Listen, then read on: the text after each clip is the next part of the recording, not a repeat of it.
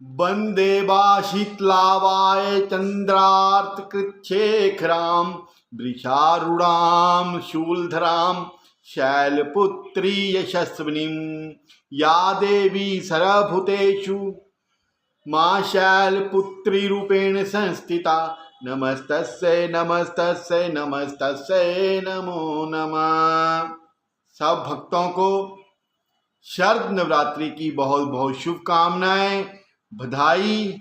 माँ जगजननी भवानी हमेशा हम सब पर अपनी कृपा दृष्टि बरसाए रखे, अपना आशीर्वाद बनाए रखे, सबके घरों में सुख शांति समृद्धि छाई रहे। दोस्तों, आज माता रानी का शरद नवरात्रों का पहला नवरात्रा है। आज नवरात्रों के पहले दिन माँ शैलपुत्री की पूजा की जाती है। माँ के जो 9 रूप हैं, उन 9 रूपों में आज पहले रूप माँ शैलपुत्री की पूजा की जाती है। माँ शैलपुत्री बहुत ही दयालु, कृपालु और अपने बच्चों पर, अपने भक्तों पर स्नेह रखने वाली माता है। उनकी कृपा से साधक को हर मनोकामना पूर्ण होती है।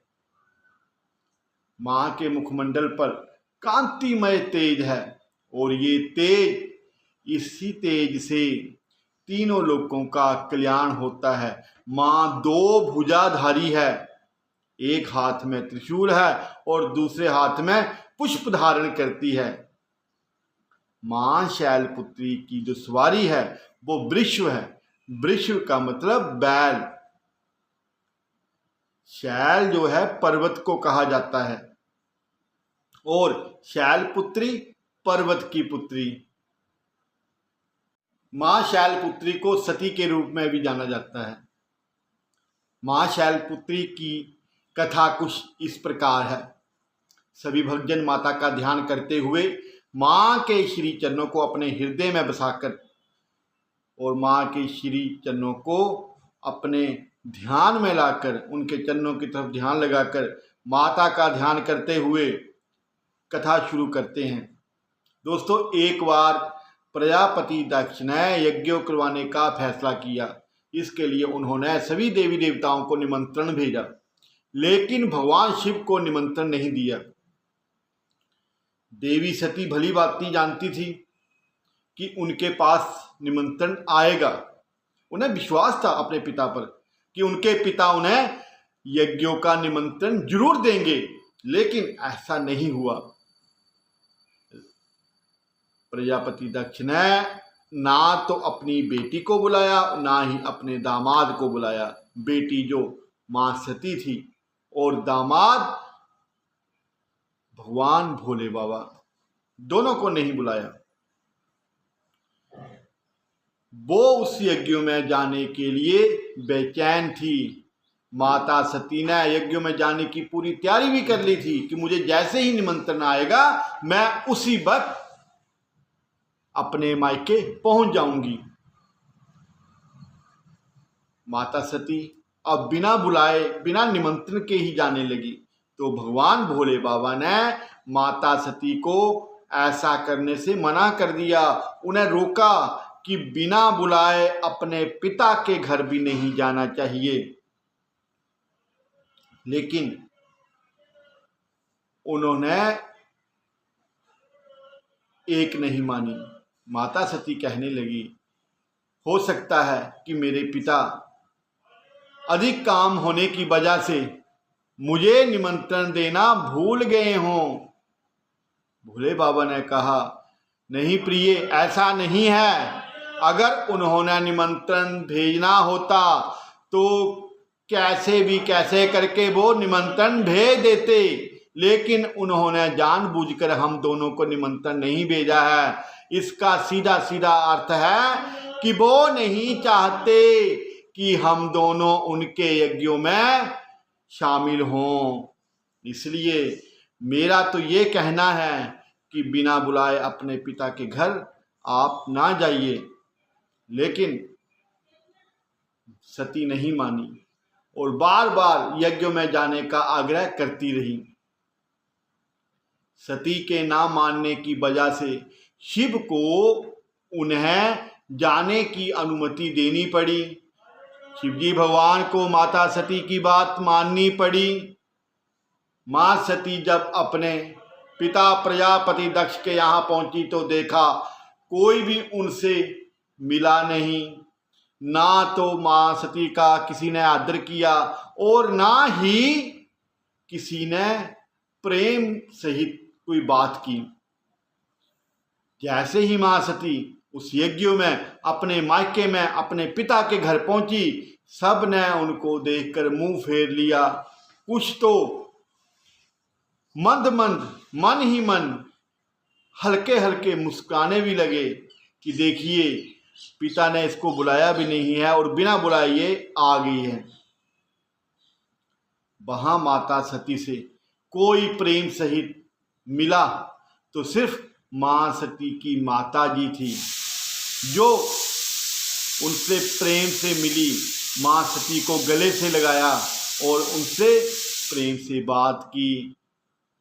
माता सती की बाकी बहनें भी सती का उपहास उड़ाने लगी, मजाक उड़ाने लगी।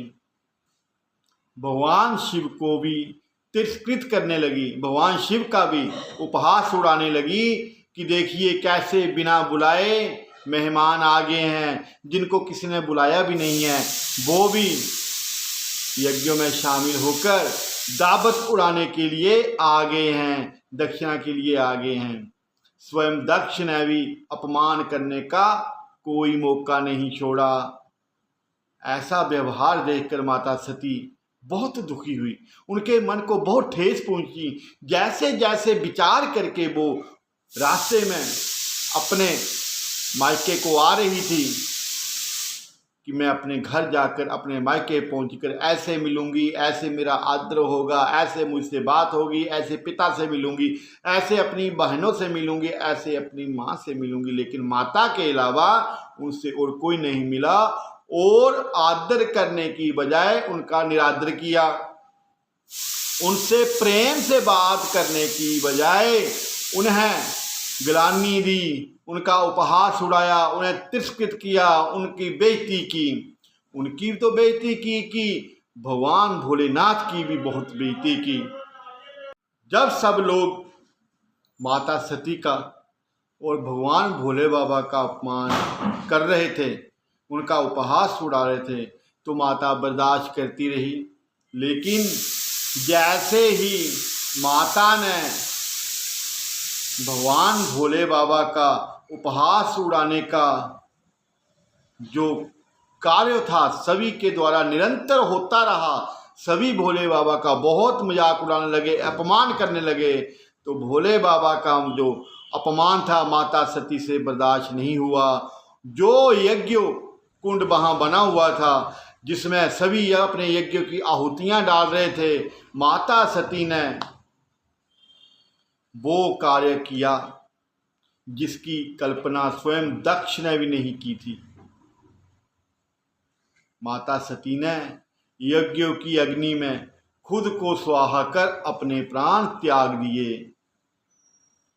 चारों ओर ब्रह्मा विष्णु महेश सहित सभी देवता बहुत हैरान परेशान हो गए कि अब क्या होगा। ये बहुत बड़ा अपशगुन हो गया, बहुत बड़ा पाप हो गया। ये सृष्टि कैसे बचेगी, ये देवलोक कैसे बचेगा। बाबा भोलेनाथ के क्रोध से त्राहिमाम होगा।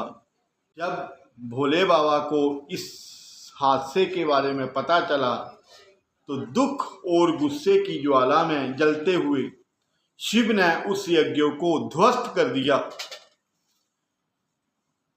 और राजा दक्ष का वध कर डाला।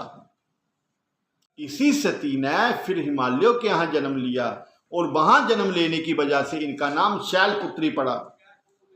शैलपुत्री का नाम पार्वती है। इनका विवाह भी शिव भगवान से हुआ। मां शैलपुत्री का वास काशी नगरी वाराणसी में माना गया है। माना जाता है शैलपुत्री माता काशी में ही रहती हैं, काशी में ही विराजमान हैं।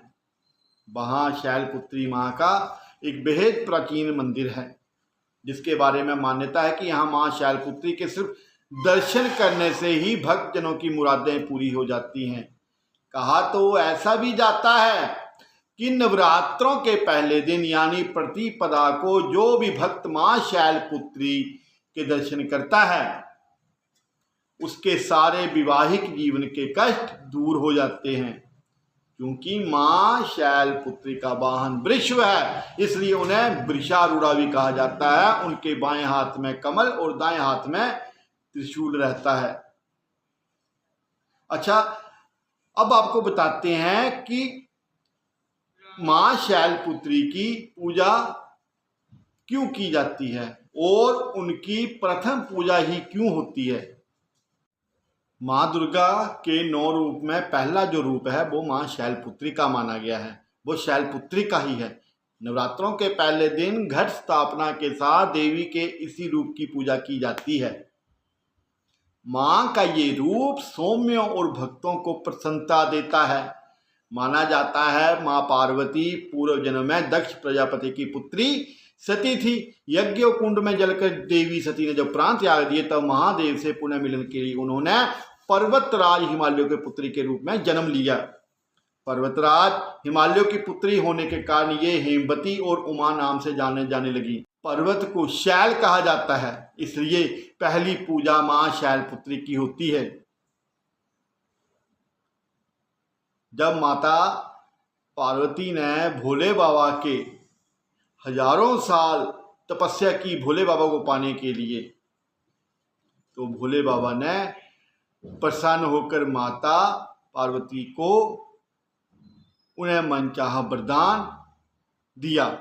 माता पार्वती ने यही वरदान मांगा था कि मैं जन्म जन्म तक आपकी अर्धांगिनी बनकर रहूं। विवाह के पश्चात देवी पार्वती अपने पति भगवान शिव के साथ कैलाश पर्वत पर चली आई। इसके बाद मां पार्वती हर साल नवरात्र के 9 दिनों में पृथ्वी पर अपने माता पिता से मिलने के लिए आती हैं। कैलाश पर जाने के बाद 9 दिन के लिए ही मां इस पृथ्वी पर अपने मायके आने लगी। तभी से ये परंपरा शुरू हुई। संपूर्ण पृथ्वी को मां पार्वती का, माता का मायका माना जाता है। नवरात्र के पहले दिन पर्वतराज अपनी पुत्री का स्वागत करके उनकी पूजा करते थे, इसलिए नवरात्र के पहले दिन मां के शैलपुत्री रूप की पूजा की जाती है।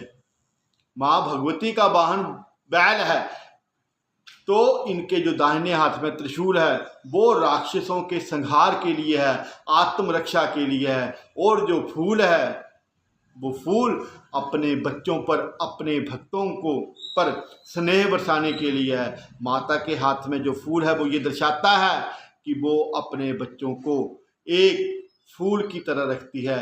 अपने स्नेह, दुलार, प्यार, वात्सल्य से उनके ऊपर कोई आंच नहीं आने देती।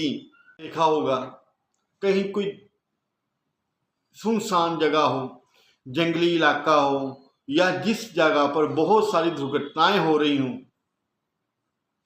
जहां पर बहुत नकारात्मकता हो, एक्सीडेंट हो रहे हों, मौतें हो रही हों, कोई सड़क हो, पहाड़ हो, या कोई ऐसी सुनसान जगह हो, वहां पर माता का मंदिर बना देते हैं।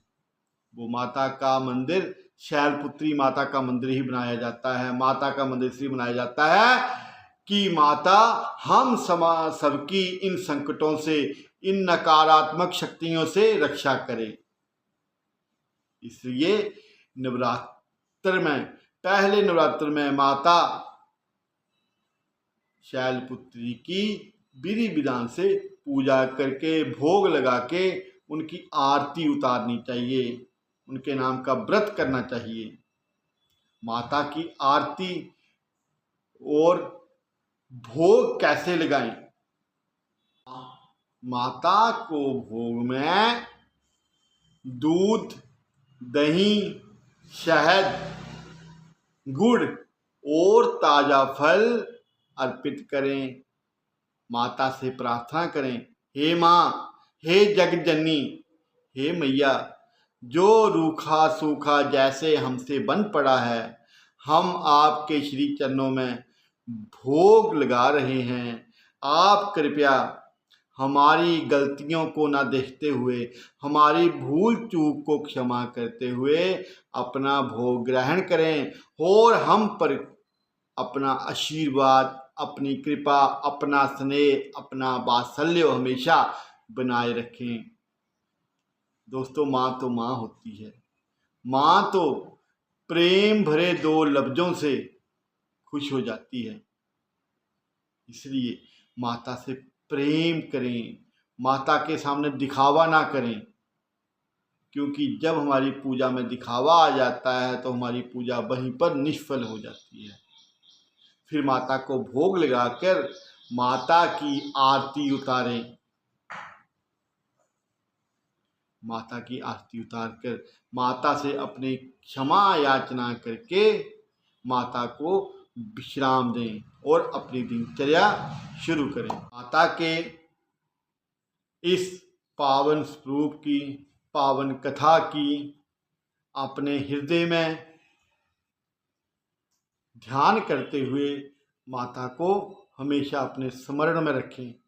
माता के पावन स्वरूप को अपने मन मस्तिष्क से बाहर ना होने दें। माता रानी हमेशा आप सब पर अपनी कृपा बनाए रखे। जय माता दी।